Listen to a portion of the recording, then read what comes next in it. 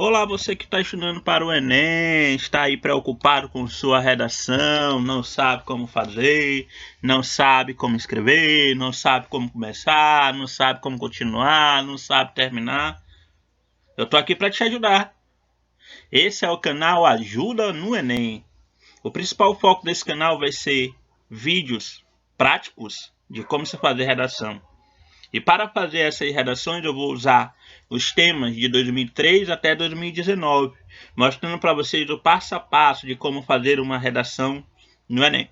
Eu me chamo Adriano, sou formado em Pedagogia. Eu vou estar passando essas orientações para vocês. Espero que vocês gostem, espero que vocês curtam o canal e espero também que vocês divulguem para aqueles que necessitam dessa informação. Então, antes da gente entrar no assunto redação, temos que entender para que servem os textos motivadores da prova do Enem. Vocês acham mesmo que eles colocam 2, 3, 4 textos lá à toa? Não.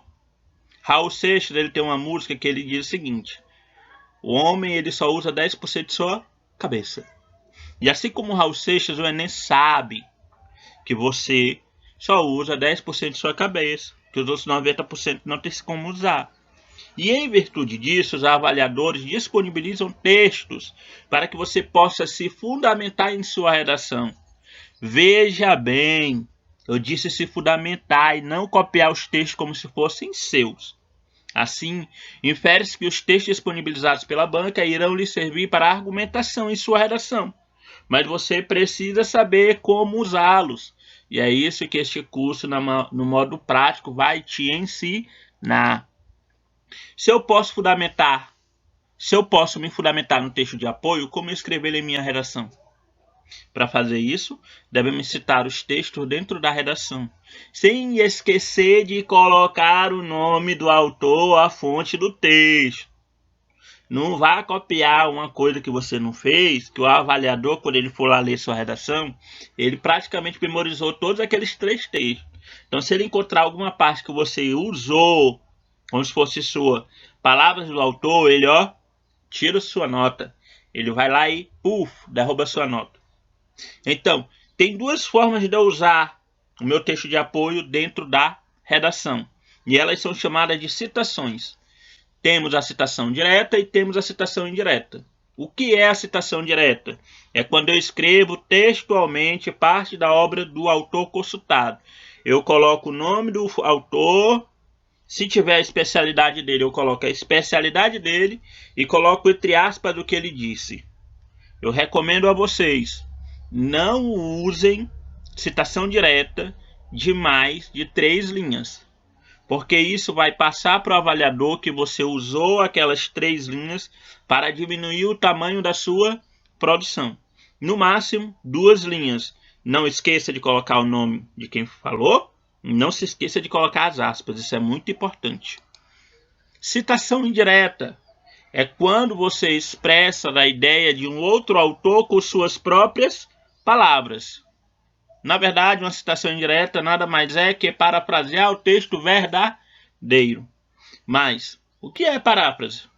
Paráfrase é uma interpretação, explicação ou nova apresentação de um texto que visa torná-lo mais inteligível ou que sugere um novo enfoque para o seu sentido.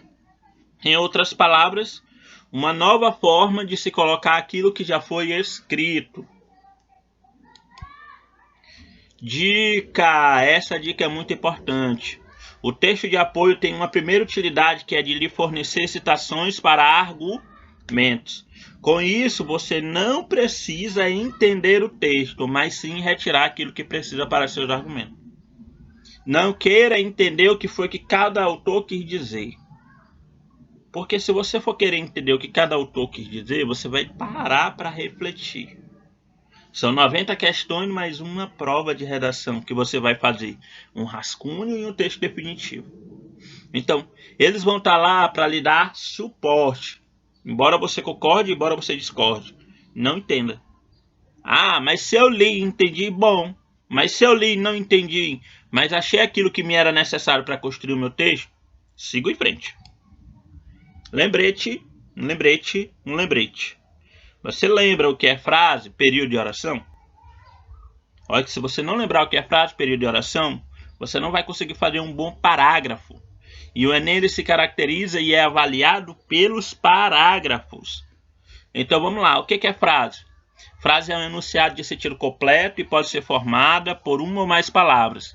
E ela só termina com sinais de pontuação. Seja o ponto final, a exclamação, a interrogação, os dois pontos ou a reticências. A frase não se termina com vírgula, tá? Oração é uma frase que contenha um verbo ou locução verbal. Período é uma frase formada por uma ou mais orações, podendo então ser simples ou composto. E o que é um parágrafo?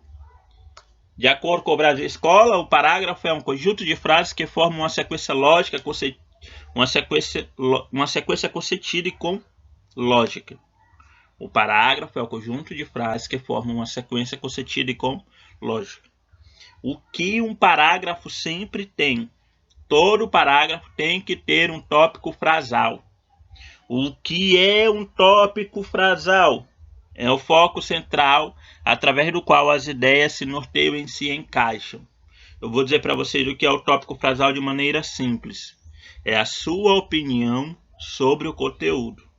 Ele vai aparecer na sua introdução, porque você vai colocar a sua tese, vai aparecer no desenvolvimento, pode ser que seja sua opinião, pode ser uma citação, seu tópico frasal, vai aparecer também na conclusão. Mas o mais importante desse tópico frasal é lá na introdução, que é a sua tese. Então, o tópico frasal é o quê? A sua opinião sobre o conteúdo. Como se estrutura um parágrafo? Todo parágrafo tem um início, tópico frasal e ideia central, um desenvolvimento, ideias secundárias que vão se relacionar com a ideia central e uma conclusão. Entende-se com isso que seu parágrafo precisa de no mínimo 3 frases completas. Assim, seu parágrafo necessita ter 3 sinais de pontuação. Se o seu parágrafo não apresentar essa estrutura na redação, você perderá pontos na avaliação. Não vai zerar, mas vai perder 20, 40, 60, 80, 120. Em uma boa redação, ela tem a nota no mínimo de 800. Ah, mas eu não sei escrever uma redação com nota 800. Eu não tenho esse domínio todo. É para isso que a gente vai fazer esse curso de uma maneira bem prática, para você ver que isso não é difícil, isso é fácil. Essa é a estrutura de um parágrafo. Ele tem um tópico frasal, ponto. Conectivo mais argumentos, ponto.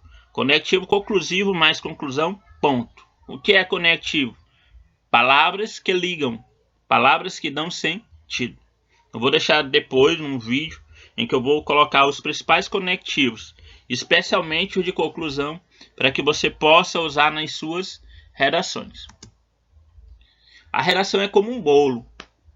Costumo comparar o fazer redação como fazer um bolo. Um bolo com cobertura tem todo o método de preparo e quando observamos, vemos primeiro a cobertura do bolo. Contudo, todos nós sabemos que primeiro se prepara a massa do bolo, depois leva-se a massa ao fogo e por fim é que fazemos a cobertura. Será dessa forma que irei explicar e principalmente demonstrar a construção da redação.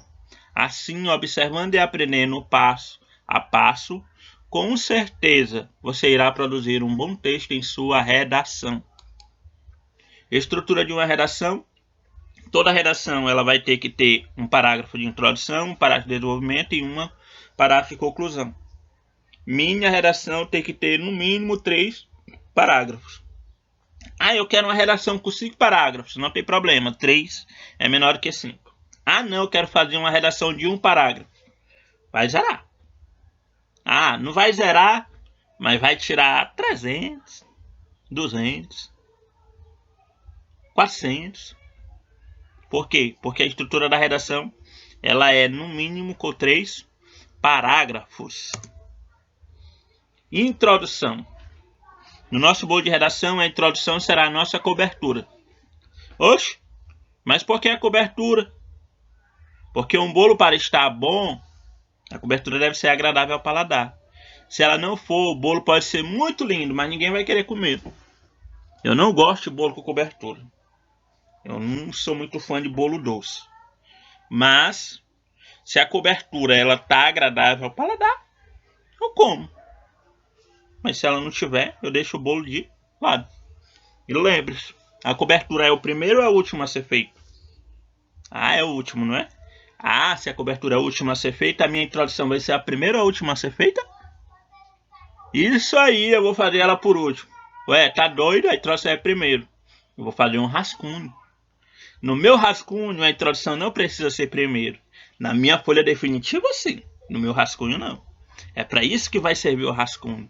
Para eu me estruturar a minha redação e quando eu levar para a folha definitiva, eu fazer aquilo que eu fiz no rascunho e posso botar na ordem que eu quero. O rascunho. Lá na folha definitiva, eu coloco introdução, desenvolvimento e conclusão. O que é que tem que ter na introdução? Tem que ter uma tese, é a sua opinião pessoal que será argumentada em sua redação, que é o que começa seu texto. Também tem que formar aquilo que vai ser trabalhado no texto. Não se preocupe com essa parte. Na parte teórica eu vou explicando passo a passo direitinho. Desenvolvimento. No nosso bolo de redação, desenvolvimento é a preparação da massa. Logo é o primeiro que vai ser feito. O que tem que ter no desenvolvimento? Os argumentos de minha tese. Desenvolvimento, ele vai me trazer tipos de argumentos. Esses tipos de argumentos, minha gente, é o que eu vou usar na minha redação. Para me convencer o meu leitor de que é daquele jeito que eu estou falando. Então, eu posso usar um argumento de autoridade, uma pessoa especialista na área porque fala sobre o tema. Eu posso pegar dados estatísticos, com uma pesquisa realizada no tema. Eu posso usar o argumento exemplificativo, quando eu não tenho argumento de autoridade, quando eu não sei de pesquisa nenhuma. E eu vou lá e exemplifico o tema. Ah, mas no meu Enem pode acontecer de não ter os dois primeiros? Não, porque os textos motivadores já trazem isso, certo? Dica: ao ler o texto, já marque o trecho que citam pessoas, instituições ou dados estatísticos, pois eles podem lhe ajudar a fundamentar o seu argumento. Mais na frente, no modo prático, vocês vão ver como que eu faço isso. Conclusão: no nosso bolo de redação, a conclusão é o levar a massa ao fogo, logo é o segundo a ser feito. O que é que tem que ter numa conclusão? Tem que ter seu projeto de intervenção em sua reafirmação da tese. Atenção, se sua redação não tiver um projeto de intervenção, você já perde 200 pontos da competência 100. Todo mundo está fazendo valendo 1000, tu vai fazer valendo 800. Mas afinal, o que é um projeto de intervenção? A gente vai ver agora nesse próximo slide. Duas coisas que não pode faltar na sua redação, porque se faltarem você já perde no mínimo 300 pontos, garantido. E se seu texto estiver bonitinho, você faz no máximo 600. Então, duas coisas que sua redação tem que ter: citação de alguém ou dado estatístico e projeto de intervenção. Vejamos o que significa cada um. Citação de alguém é você mostrar o domínio de intertextualidade e interdisciplinaridade, dependendo do autor citado.